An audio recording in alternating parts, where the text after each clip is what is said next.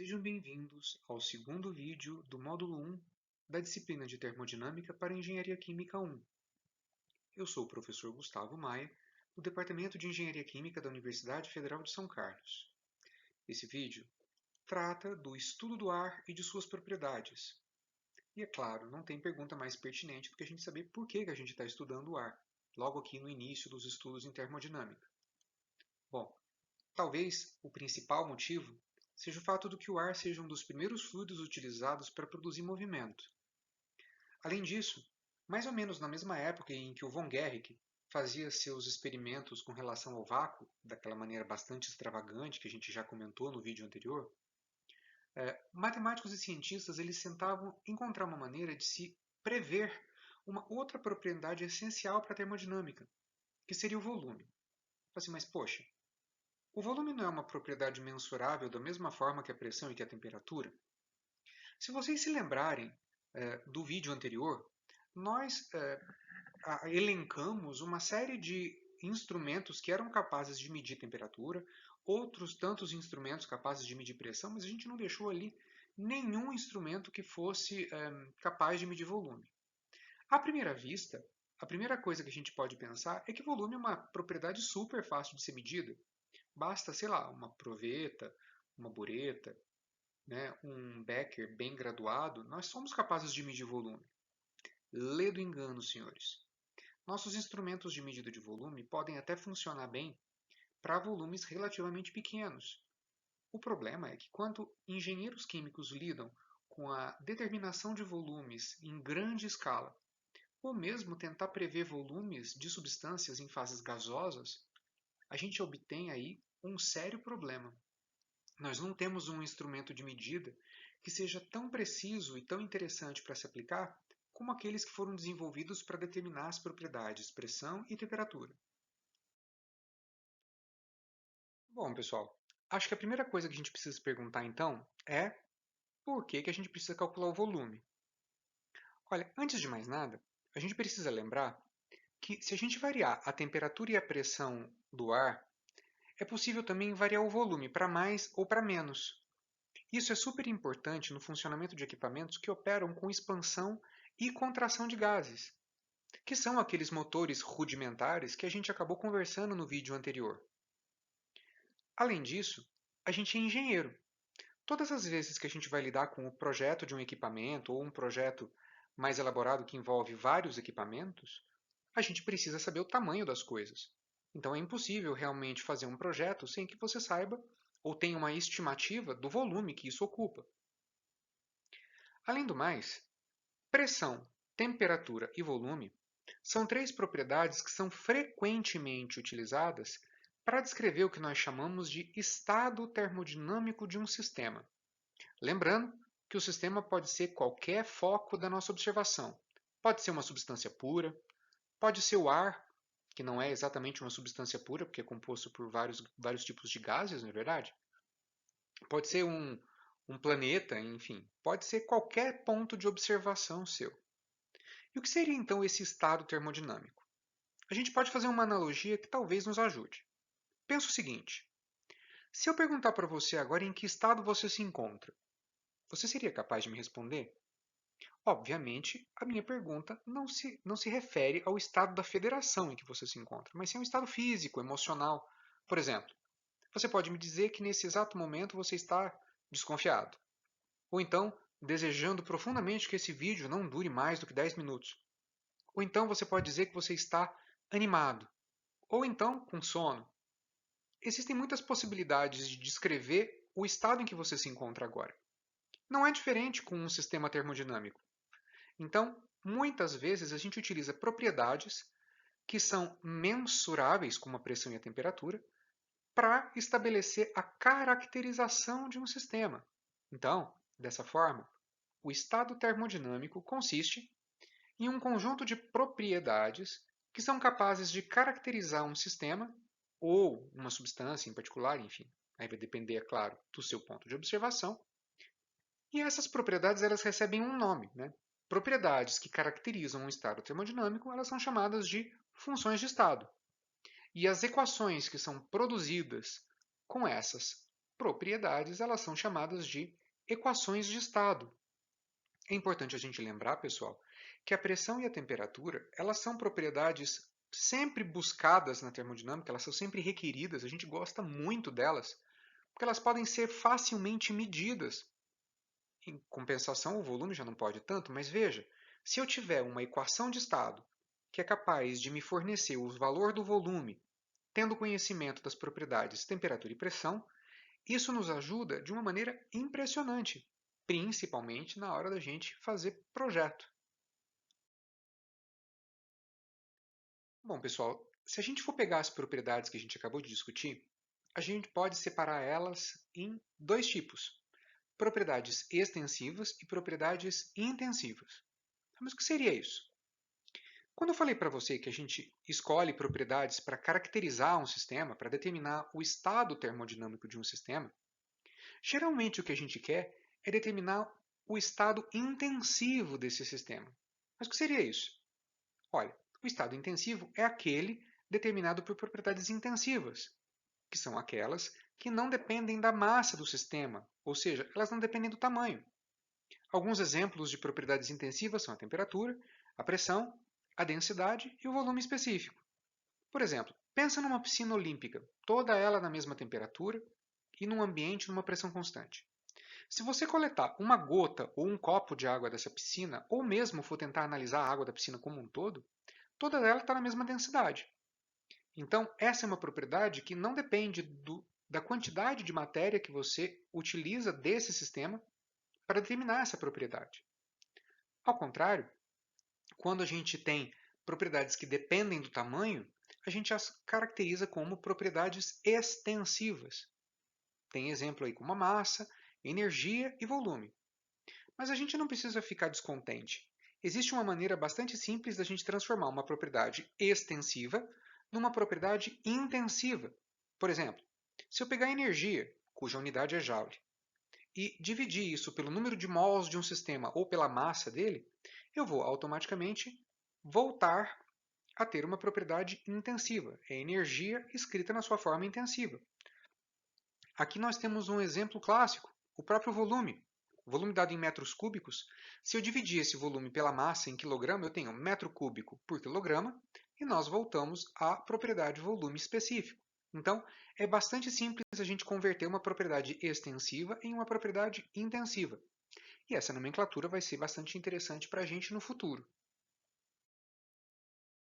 Bom, pessoal, com essas propriedades que a gente já descreveu, a gente pode então voltar pela história e tentar ver como que eram realizados os estudos com o ar.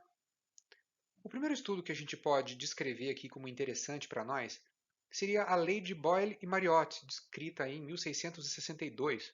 A gente tem aí o Boyle e o Mariotte, respectivamente, da esquerda para a direita. E o que dizia essa lei? Bom, antes de mais nada, a gente precisa contextualizar que ela foi idealizada numa época em que o ar ainda era considerado um dos 4 elementos.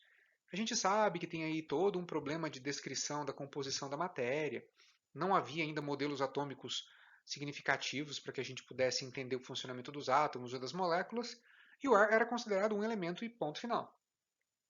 A lei do Boyle de Mariotte ela afirmava que se você mantivesse o ar numa temperatura constante por uma quantidade fixa de massa, na medida que você relacionava a pressão e o volume, na medida que a pressão aumentava, o volume diminuía, e vice-versa. Portanto, eles determinaram que a pressão e o volume eles são inversamente proporcionais. Essa lei ela pode ser definida de uma outra forma também, que se você aplicar o produto da pressão pelo seu volume, esse produto é sempre constante. Dá para a gente entender isso através dessa formulinha aqui. E essa lei ela é completamente empírica. O que significa isso? A palavra empírica está diretamente relacionada com o conceito de experimental. Ela não foi deduzida matematicamente, ela não partiu de uma teoria prévia sobre o comportamento do ar. Foi apenas uma observação que foi repetida em laboratório várias e várias vezes, e o Boyle e o Mariotte transformaram em lei. Eles observaram que essa proporcionalidade ocorria numa série de outras circunstâncias. Isso caracteriza uma lei empírica.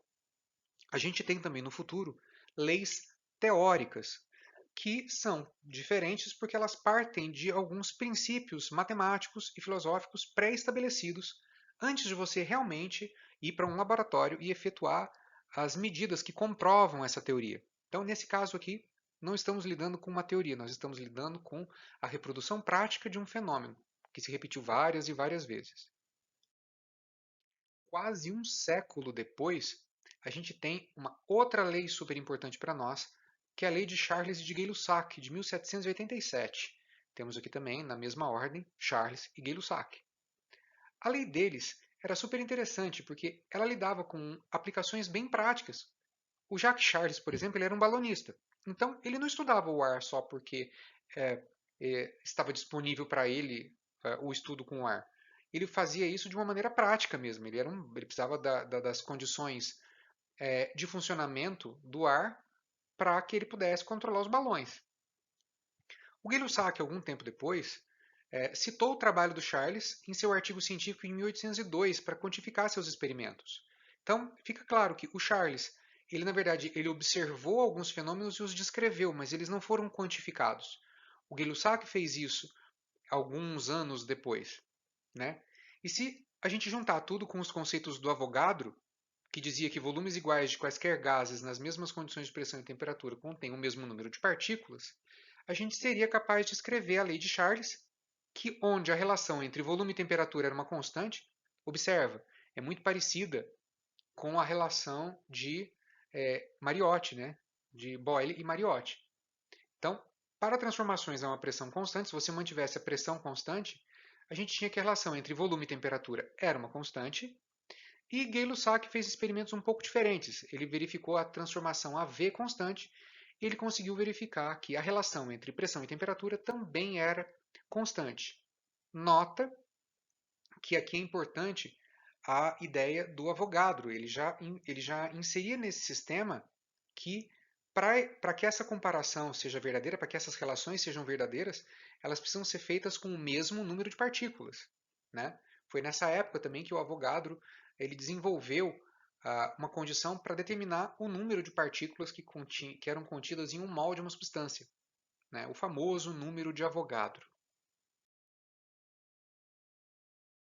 Essas duas leis, elas são empíricas. E qual que é a importância do conhecimento empírico? Olha, inicialmente a gente precisa lembrar e contextualizar que a gente tinha uma série de dificuldades operacionais. Se hoje em dia você determinar condições de expansão e contração de gases, medir sua temperatura, criar equipamentos que sejam bastante precisos na hora de determinar a pressão, já é algo relativamente difícil nos dias de hoje. Imagina isso em 1600 e qualquer coisa, em meados de 1600, ou então em 1787. Nós temos aqui, então, que as dificuldades operacionais elas devem ser levadas em conta até para que a gente seja capaz de observar o critério que esses pesquisadores utilizaram para realizar experimentos muito bem conduzidos. Tão bem conduzidos que seus resultados são válidos até os dias de hoje. Então, naquela época, construir equipamentos que permitissem a eles observar esses fenômenos era algo bastante difícil. Isso merece muito crédito, antes de mais nada. Além disso, a difusão do conhecimento na época era muito lenta. Se vocês observarem, por exemplo, no caso da lei de Gay-Lussac e de Charles, o Charles ele desenvolveu uma teoria que não foi posta em equacionamento, ela não foi equacionada, a não ser pelo Gay-Lussac alguns anos depois. Então, acontece muito, é muito comum você observar na história da ciência que alguns pesquisadores descobriram a mesma coisa em condições diferentes, às vezes em intervalos de 10 anos, e eles não estavam plagiando um ao outro. Eles simplesmente não tinham acesso ao conhecimento do outro porque a difusão do conhecimento era muito lenta. Então, hoje em dia, se você entrar numa base de dados, você tem disponível uma série de artigos científicos, uma série de livros, de trabalhos, de patentes, enfim, existe toda uma documentação sobre as descobertas feitas no mundo que, obviamente, não tinha nem precedentes nos anos 1600 e 1700. Então, muitas vezes a gente vai encontrar nesse período histórico pesquisadores que trabalharam com coisas similares, mas que no fim das contas não conseguiram enxergar um o trabalho do outro. Houve aí alguma demora para que um pudesse ter acesso aos experimentos, às condições experimentais ou até mesmo às leis que cada um desenvolveu. Além do mais, existe uma importância grande nesse conhecimento empírico porque muitos anos depois, né, posteriormente, com o conhecimento molecular, com o desenvolvimento das teorias em física e em termodinâmica, essas leis empíricas elas começaram a ser observadas de um ponto de vista teórico. Então, por mais que elas tenham sido medidas de forma empírica, uma teoria muito refinada, muito requintada foi estabelecida sobre essas leis muitos anos depois. Além do mais, não foi só o desenvolvimento teórico, elas foram comprovadas por teorias. Teorias que serão alguns dos nossos pontos de estudo num futuro próximo. Esse vídeo ele termina por aqui e a gente vai, num próximo vídeo, lidar com a união de todo esse conhecimento empírico. Todos esses experimentos, todo esse conhecimento, ele foi aglutinado e ele deu origem a algo muito importante para a evolução do conhecimento em termodinâmica, que é a ideia de um gás ideal. Mas a gente vai discutir isso no nosso próximo vídeo. Nós temos aqui a nossa bibliografia. Eu espero que vocês tenham gostado da nossa aula. Vocês devem ter observado também que ela ainda está dentro da nossa contextualização histórica. A gente não entrou propriamente nos conceitos termodinâmicos, apesar de que a gente já esboçou aí um direcionamento, né? A pressão e a temperatura, elas vão ser consideradas potenciais no futuro. O volume é uma propriedade interessante de ser prevista pelas relações com a temperatura e com a pressão. E no próximo vídeo, né, que finaliza esse módulo, a gente traz a junção de todo esse conhecimento empírico que foi desenvolvido até aqui. Eu agradeço a presença de vocês, agradeço a atenção. Caso vocês tenham dúvidas, postem aqui as suas dúvidas para que eu as responda na medida do possível. E, é claro, vejo vocês no próximo vídeo desse módulo. Um grande abraço a todos.